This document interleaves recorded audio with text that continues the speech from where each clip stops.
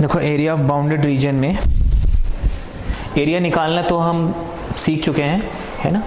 बस अब यहाँ पे आपको ये केस है जहाँ पे आपको बोला है कि एक ट्राइंगल का एरिया निकालना है। Find the area of the triangle जिसके वर्टिसेस आपको क्या दिए हुए हैं, ये दिए हुए हैं, है ना, 2, 5, 4, 7 एंड 6, 2। अब एरिया वाला जब भी क्वेश्चन होता है हम क्या करते हैं, सबसे पहले इसका स्केच ड्रॉ करते हैं। अच्छा, स्केच में ज़रूरी है आप जब भी स्केच बना रहे हो मेक श्योर कि वो विथ प्रॉपर कैलकुलेशन हो। रफ स्केच हो वो मैटर नहीं करता, लेकिन हाँ वो उसमें कैलकुलेशन प्रॉपर होना चाहिए। ऐसा नहीं कि हमने कैलकुलेशन करने से लाइन ऐसे बननी है, आपने कुछ भी लाइन खींच दिया, ये नहीं होना चाहिए, ठीक है। तो स्केच बनाएंगे आप। स्केच बनाने के बाद हम उसमें एक छोटा सा रेक्टेंगुलर स्ट्रिप डिफाइन करेंगे, उसका एरिया निकालेंगे, फिर हम उसको इंटीग्रेट कर देंगे वो जितने रीजन में पड़ रहा है, ठीक है, आपका एरिया आ जाएगा। तो ये हमारे कुछ स्टेप्स हैं जो हमें याद रखने हैं। अब इसके सोल्यूशन में ये एक स्पेशल केस है जहां पे आपको ट्रायंगल मिल रहा है। अब ट्रायंगल में भी दो टाइप के क्वेश्चन आते हैं, एक जिसमें कोऑर्डिनेट दिया होता है, एक जिसमें उसके साइड्स के इक्वेशन दी होती हैं। कैसे करेंगे हम इसे? अब 2 और 5, जैसे ये 1 है, ये 2 है, ये 1, 2, 3, 4, 5 यहाँ कहीं पे मिलेगा ये, ठीक है। This is point A. अच्छा, बी है 4 और 7, तो सपोज यहाँ कहीं पे आपका मिलेगा बी। सी है 6 और 2,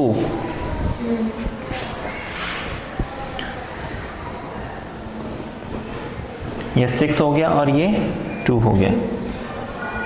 सपोज ये हो गया आपका सी, ठीक। तो मैं इस ए को, बी को, सी को ज्वाइन कर दूंगा, ठीक है। इनके कोऑर्डिनेट्स मुझे लिखने हैं, तो आपको जो डायग्राम बनाओगे वो नीट एंड क्लीन हो, है ना। सारे पोजीशंस, जैसे इसको x and x dash, y and y dash, इसको ओरिजिन, ये सारी चीजें मेंशन करनी है आपको, ठीक है।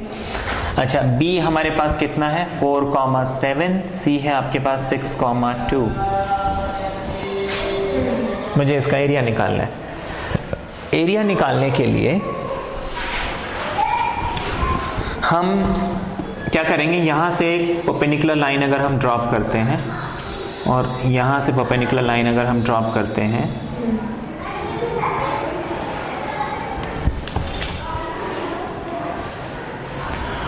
और यहाँ से एक परपेंडिकुलर लाइन ड्रॉप करते हैं। अब यहाँ पे एरिया निकालने के हमारे पास दो तरीके हैं। एक तरीका तो ये है कि मैं जैसे इस लाइन का इक्वेशन निकाल सकता हूँ, इस लाइन का इक्वेशन निकाल सकता हूँ, इस लाइन का इक्वेशन निकाल सकता हूँ। कैसे, वो हम अभी थोड़ी देर में समझेंगे। 11th क्लास की ज्योमेट्री है ये।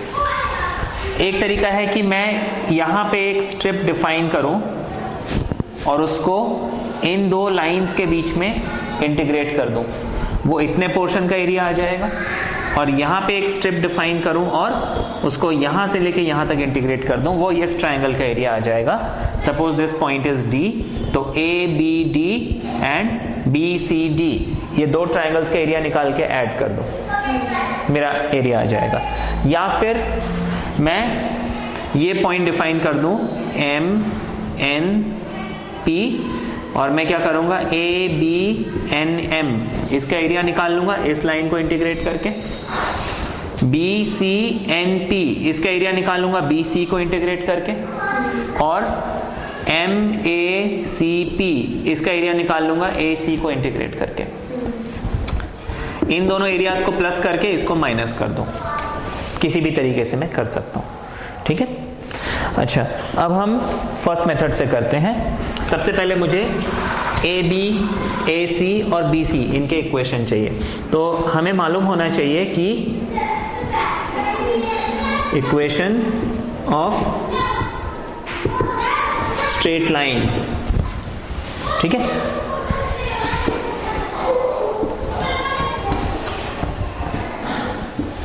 Equation of a straight line 2 point form.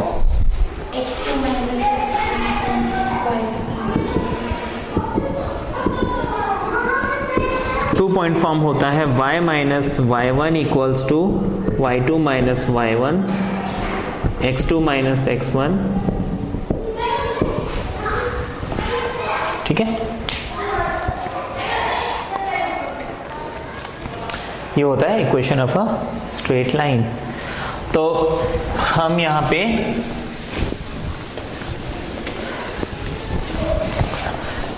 क्या करेंगे, इक्वेशन ऑफ, सबसे पहले ए बी निकालते हैं। अब देखो ए बी का इक्वेशन निकालने के लिए कितना 2 5 है ना,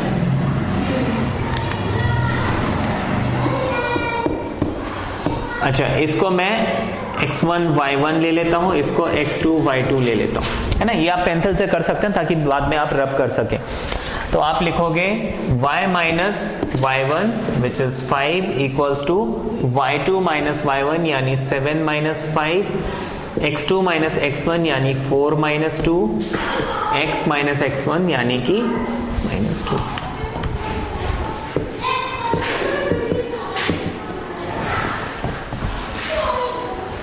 ये हो गया 2/2 यानी कि 1, y minus 5 equals to x minus 2 और y equals to x minus 2 plus 5 या फिर x प्लस 3। ये आ गया, ठीक है। अब इक्वेशन ऑफ बी सी और ए सी दोनों निकालो।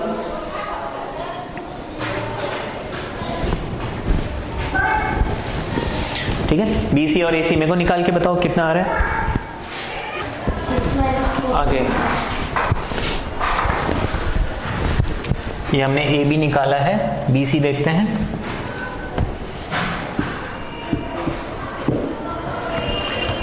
बी सी में मैं क्या करूंगा, इसको x1 y1, इसको x2 y2 ले लेता हूं। ठीक है, तो ये हो जाएगा y minus 7 equals to 2 minus 7, 6 minus 4, x minus, है ना। ये हो जाएगा y 2 माइनस 7 इज माइनस 5, 2, या क्या 7 को उधर भेज देते हैं।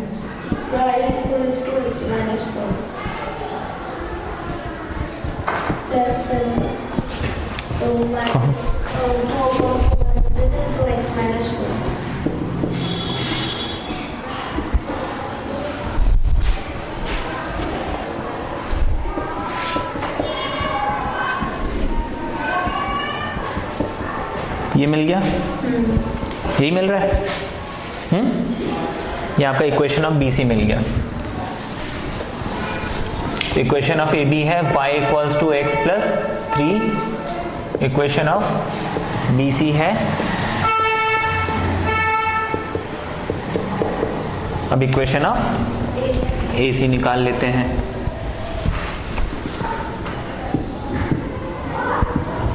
अच्छा, ए सी के लिए मैं इसको x1 y1 उसको x2 y2 ऐसे ले लूंगा, तो ये हो जाएगा y minus 5 equals to 2 minus 5 upon 6 minus 2 x minus 2, जो कि हो जाएगा माइनस 3 अपॉन 4 x माइनस 2 और y माइनस 5 इक्वल्स टू, तो y equals to minus 3/4 x minus 2 plus 5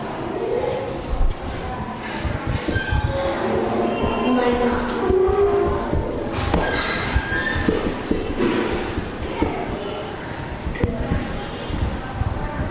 ये मिल गया।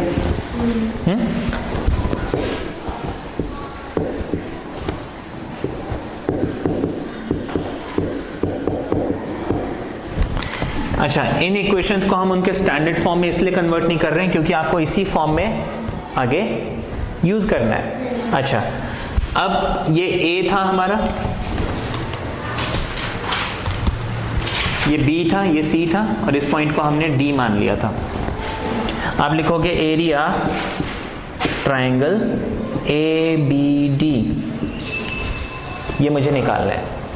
ऐसे क्या करूंगा, मैं यहाँ पे एक रेक्टेंगुलर स्ट्रिप बनाऊंगा ऑफ विड्थ dx, ठीक है, इसकी विड्थ कितनी है dx, और ये दो पॉइंट्स में इसको कट करता है, ये सपोज x1 y1 है और ये सपोज x2 y2 है। इसको भी कुछ नाम दे देना, लाइक p and q, ठीक है, इनको कुछ नाम देना पड़ेगा p and q। तो इक्वेशन एरिया ऑफ ABD क्या हो जाएगा,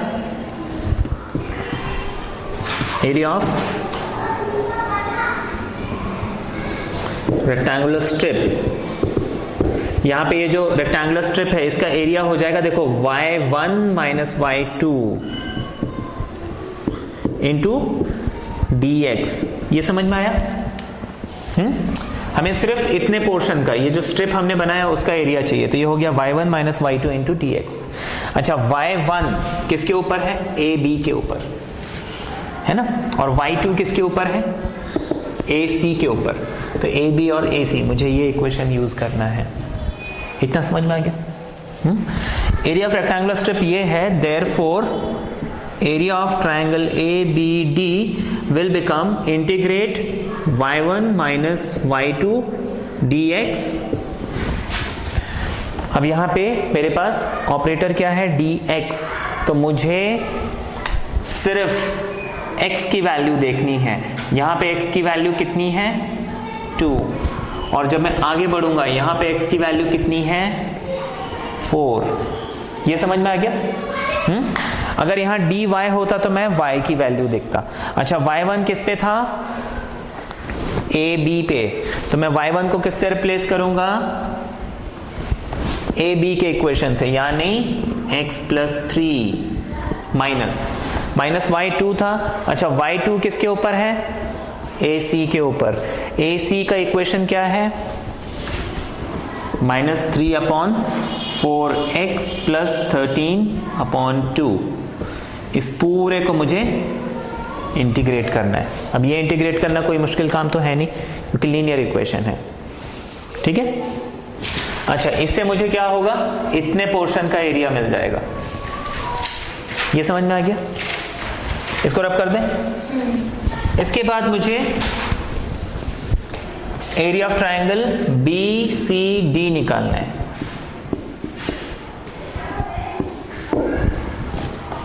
अच्छा, इसमें कभी अगर ऐसा हो कि ये एरिया आपको नेगेटिव मिल जाए तो आप क्या करोगे, माइनस साइन इग्नोर कर लोगे, ठीक है।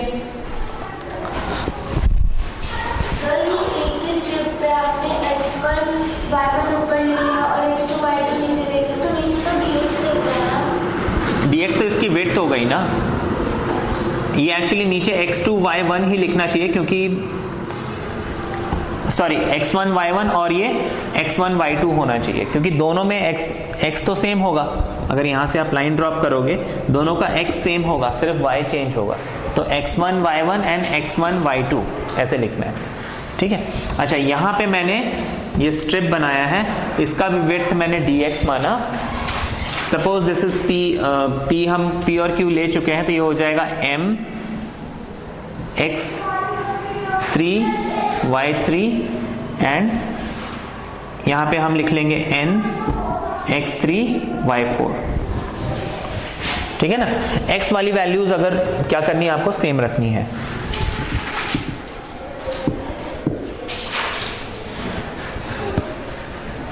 यहां पे एरिया ऑफ रेक्टेंगुलर स्ट्रिप क्या हो जाएगा, y3 माइनस y4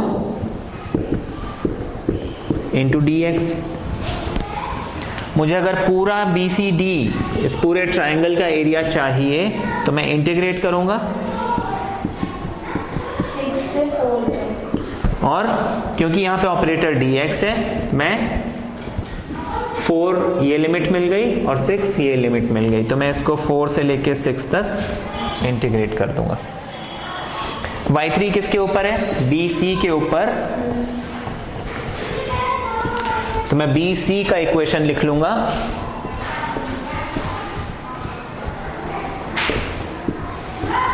फिर y4 किसके ऊपर था, AC के ऊपर, तो मैं AC का इक्वेशन लिख दूंगा।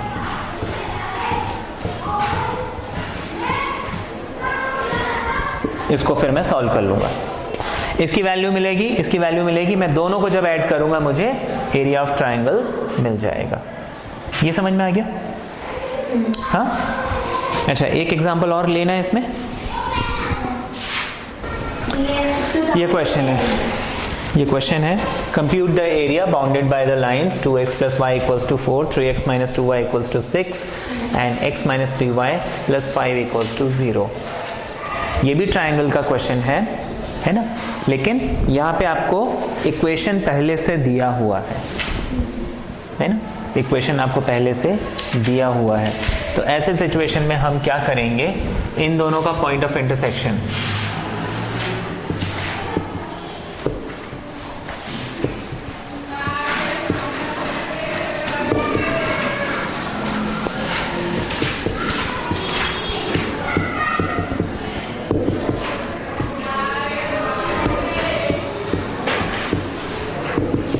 ये दिया हुआ है ना, इनका पॉइंट ऑफ इंटरसेक्शन निकालने के लिए मैं क्या करूंगा, इन दोनों को मैं सॉल्व कर लेता हूं। यहां पे मैं जब 2 मल्टीप्लाई करूंगा ये हो जाएगा 2 2 ज़ा 4, 2 1 ज़ा 2, 2 4 ज़ा 8। अब इसको जब मैं ऐड करूंगा ये हो जाएगा 7x equals to 14, x equals to 2। ये मिल गया। अच्छा, मैं इसको वापस 2x and 2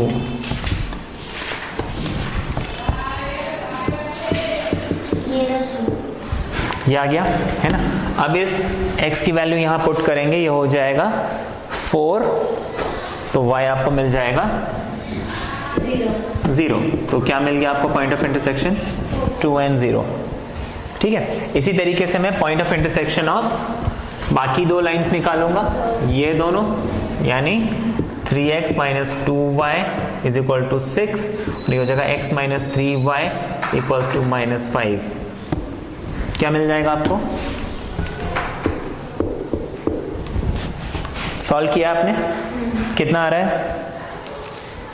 x 4,3 मिल रहा है। ठीक है, 1,2।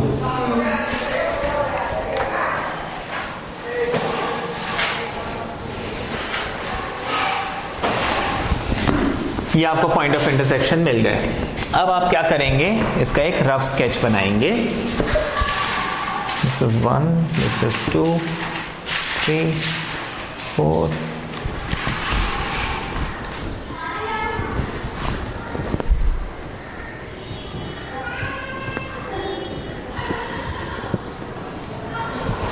ये है।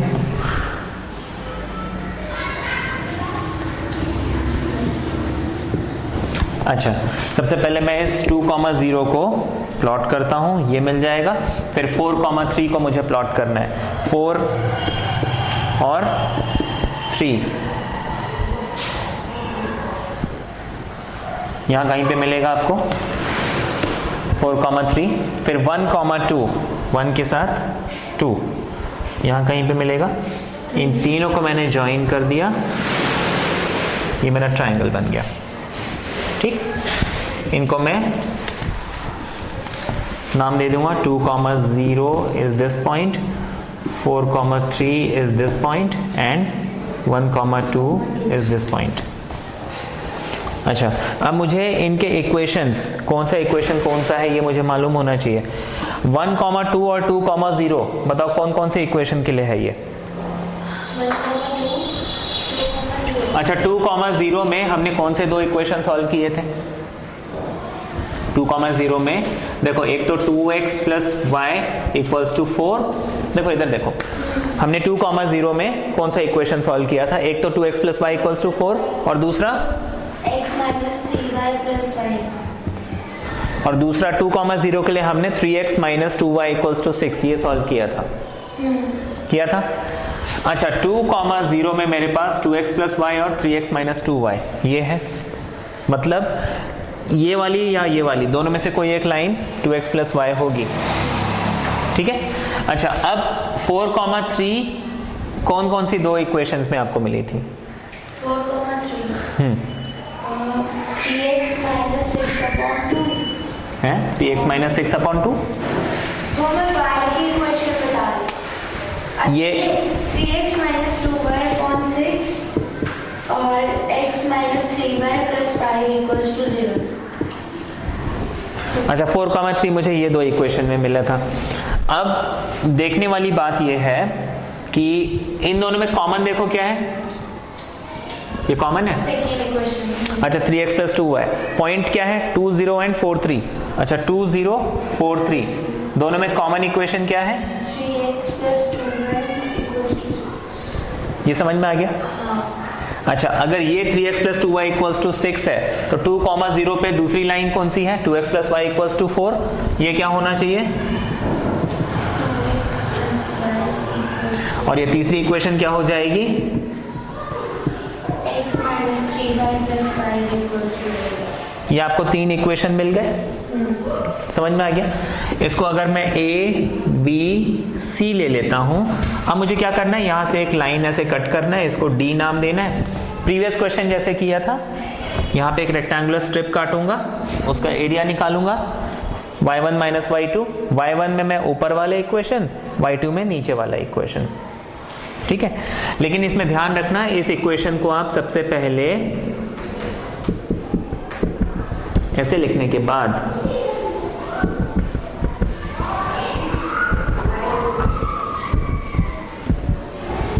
ऐसे कन्वर्ट करोगे, कन्वर्ट करने के बाद आप उसे लिख सकते हो, है ना। फिर इसको सॉल्व कर लो, आपका आंसर आ जाएगा। इजी है। और एग्जांपल देने हैं इसमें, बन जाएगा।